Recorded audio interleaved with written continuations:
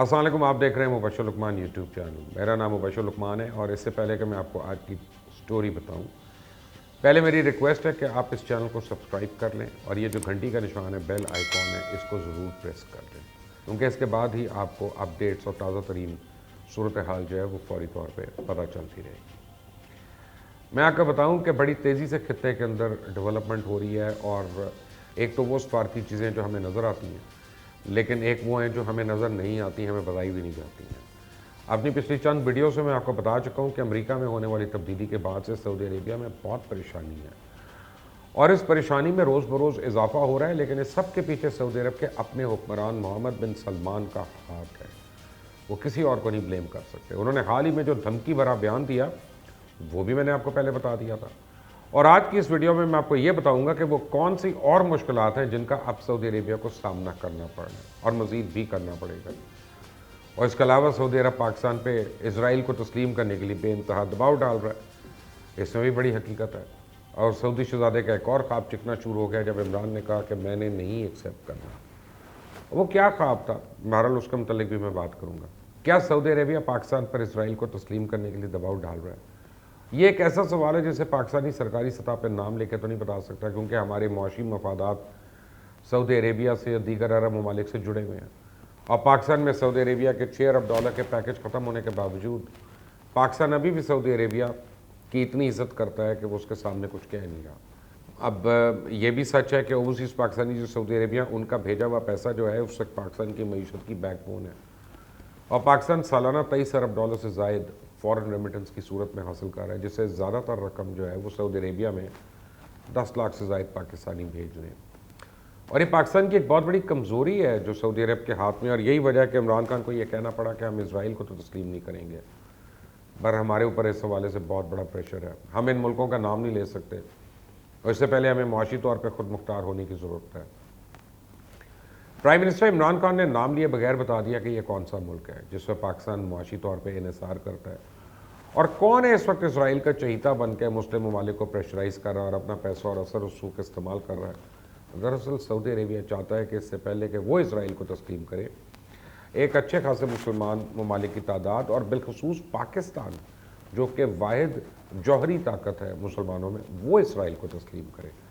लेकिन पाकिस्तान ने इस हवाले से साफ इनकार कर दिया कि जब तक फ़लस्तीन का मसला हल नहीं हो जाता, पाकिस्तान के लिए इसराइल को तस्लीम करना नामुमकिन है। दूसरी तरफ मोहम्मद बिन सलमान को एक और बड़ा झटका लग गया और उनके मज़ीद ख्वाब चिकना चूर हो गया। अब तो बहुत लोगों का कहना है कि सऊदी अरब का ग्लोरी पीरियड ख़त्म हो गया, लेकिन मेरा ये ख्याल है कि सऊदी अरेबिया के बजाय मोहम्मद बिन सलमान का अच्छा वक्त ख़त्म हो गया।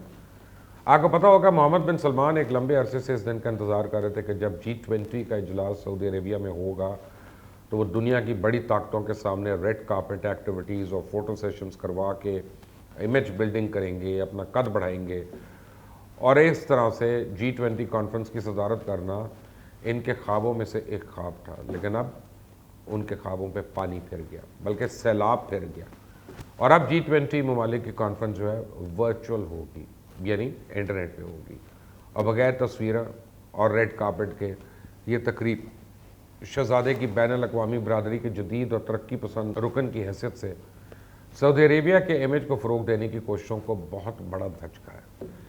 सऊदी अरेबिया के ऊपर यमन की जानिब से ड्रोन और मिसाइल हमलों में तेज़ी आ गई है। हाल ही में 5 बारूद बरदार ड्रोन तैयारों से सऊदी अरेबिया के शहरी इलाकों को निशाना बनाने की कोशिश की गई, ताहम सऊदी अफवाज ने तमाम बॉम्बर ड्रोन तैयारों को हदफ पहुँचने से पहले मार गिराया। 3 ड्रोन तो यमन की हदूद के अंदर मार गिराए, जबकि एक ड्रोन को यमन और सऊदीया की सरहद पर तबाह किया गया। इस सऊदी अरेबिया में किसी जानी और माली नुकसान नहीं हुआ। बहरहाल इसके अलावा 3 बैलिस्टिक मिसाइल भी जनूबी शहर जाजान की जानिब से दागे गए और इससे पहले समुद्री हदूद की जानिब से भी सऊदी सरजमीन को निशाना बनाने की कोशिश की गई, जिसे नाकाम बना दिया गया। लेकिन नाकाम बनाने की कोशिश में ही वहाँ शदीद आग बढ़ गई और हमला नाकाम होने से सऊदी अरेबिया बड़ी तबाही से बाल बाल बच गया। इसके अलावा 6 और ड्रोन्स के ज़रिए भी हमले की कोशिश नाकाम बनाई गई। उसकी वीडियोज़ भी सऊदी हुकूमत की तरफ से जारी की गई हैं, जिसमें इत्तेहादी तैयारों को बारूद बरदार ड्रोन्स को तबाह करते हुए दिखाया जा रहा है।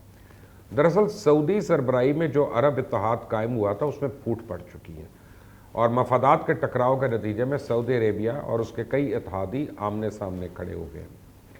سعودی عرب نے شمالی علاقوں پہ قبضے میں ناکامی کے بعد یعنی متحدہ عرب امارات کے زیر کنٹرول جنوبی علاقوں پہ نظریں رکھنا شروع کر دیں.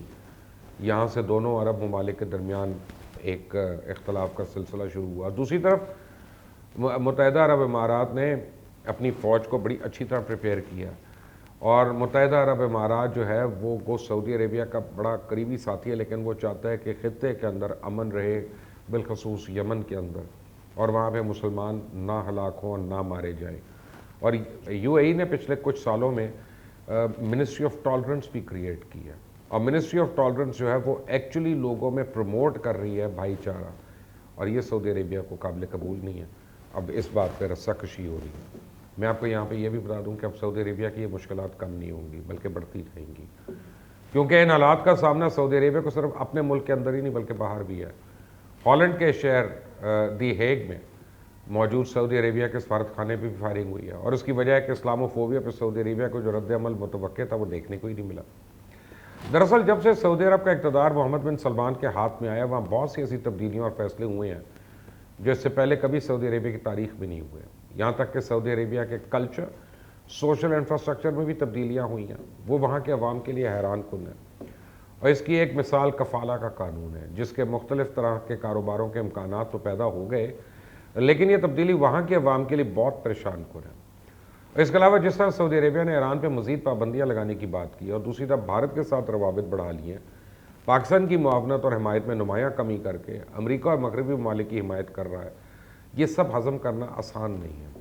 محمد بن سلمان نے جو تبدیلیاں کی ہیں وہ سب معاشی مفادات اور اپنے ویژن 2030 کو سامنے رکھتے ہوئے کی ہیں. عرب اپنے ویژن کو آگے بڑھانے کے لیے وہ 22 نومبر کو G20 ممالک کے اجلاس کی تیاریاں کر رہے ہیں, تو ان کے لیے امریکہ میں ہونے والی تبدیلی اور فرانس والے واقعے پر بر وقت اور مؤثر رد عمل نہ دینے کی وجہ سے دباؤ بڑھ رہا ہے. G20 کانفرنس کو محمد بن سلمان ایک موقع کے طور پہ دیکھ رہے تھے کہ تاکہ سعودی عربیہ کا لبرل اور پہلے سے مختلف امیج دنیا کے سامنے پیش کیا جا سکے, لیکن یمن کی جنگ میں ہزاروں کی تعداد میں شہریوں کا جو قتل عام ہے, اسکولز پر حملہ ہے, اقوام متحدہ کا انسانی حقوق کا کمیشن اس کو مختلف انداز سے دیکھ رہا ہے. ہیومن رائٹ واچ کی تنظیم نے G20 ممالک کو تو یہاں تک کہہ دیا کہ سعودی عربیہ پہ ان ہزاروں قیدیوں کی رہائی کے لیے زور ڈالیں جنہیں غیر قانونی طور پہ قید کیا ہوا ہے, اور اسے انسانی حقوق کی خلاف ورزیوں کے لیے جواب دہ بنایا جائے. کس کو؟ سعودی عربیہ کو. کس کو؟ محمد بن سلمان کو. جبکہ G20 ورچولی ہونے والے شہزادے کی مایوسی کا میں آپ کو بتا چکا ہوں. سعودی صحافی جمال خشوگی کے ہلاکت کے بعد انسانی حقوق کی خلاف ورزی کی بدترین مثال. اب سوئٹزرلینڈ کی سول سوسائٹیز کی تقریباً 220 تنظیموں نے 5 سالوں کی ان بدترین خلاف ورزیوں کے بعد سعودی عربیہ پہ پابندیوں کا مطالبہ کر دیا, اور یہ وہ نقطے ہیں جن کی وجہ سے سعودی عربیہ کشمیر پر حالیہ بھارتی جارحیت کے خلاف کھل کر مخالفت نہیں کر پا رہا. G20 سمٹ کے ورچوئل ہو جانے سے سول سوسائٹیز خوش ہیں کہ سعودی عربیہ کو اپنا اثر دکھانے کا زیادہ موقع نہیں ملے گا. اب پہلے ان معاملات میں سعودی عربیہ کو امریکن پریزیڈنٹ ٹرمپ کی آشیرواد حاصل تھی, لیکن اب امریکن الیکشن کے نتائج نے ایک ہی لمحے میں بازی پلٹ کر رکھ دی ہے, کیونکہ جو بائیڈن کبھی بھی ٹرمپ کی طرح انسانی حقوق کے معاملات کو نظر انداز نہیں کریں گے, پس پوش نہیں ڈالیں گے. اور ان حالات میں ایران کے خلاف محاذ گرم رکھنے سے سعودی عربیہ زیادہ تنہائی کا شکار ہوتا رہے گا. ہو سکتا ہے آنے والے دنوں میں محمد بن سلمان اپنی مختلف پالیسیز میں رد و بدل کرے تاکہ امریکن حمایت برقرار رہے, ورنہ اسلحے کی فراہمی پہ پابندی کے امریکن کانگریس کے مطالبے سے مزید مشکلات پیدا ہوں گی.